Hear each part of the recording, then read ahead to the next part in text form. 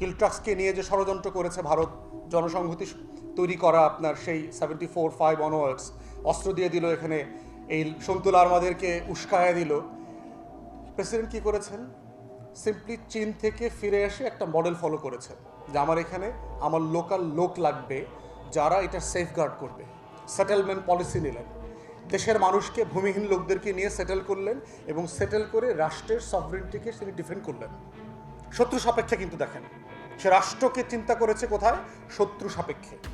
Ziaur Rahman for the first time বাংলাদেশকে যদি কোনো শত্রু রাষ্ট্র আঘাত করে, আমরা কি আমার ভূখণ্ডে তার সাথে যুদ্ধ করব না আমার ভূখণ্ডের বাইরে গিয়ে তার সাথে যুদ্ধ করব, এই রকম একটা মহড়া দিয়েছেন। Operation iron shield. বা মিলিটারি অফিসারদের সাথে কথা বলবেন, যাদের ভয় পাওয়ার কথা তাদের নাভিশ্বাস বের হয়ে গেছে সেদিন। জিয়াউর রহমানকে তো এমনি এমনি মারে নাই। তাহলে সেই জায়গায় বুঝতে হবে আজকে যারা আমরা নতুন করে রাষ্ট্রের রূপান্তরের কথা বলছি, বিনির্মাণের কথা বলছি, সেখানে প্রত্যেক দিন আমাকে মাথায় রাখতে হবে যে আমার স্বাধীনতার শত্রু কারা, আমার সভরেন্টির এনিমিস কারা। কারণ কারা আমার বাসা বাড়িতে আঘাত করতে পারে, আমার সম্পত্তি চুরি করে নিয়ে যেতে পারে, এবং এই ফোর্সেসরা বারবার প্রমাণ করেছে তারা কারা।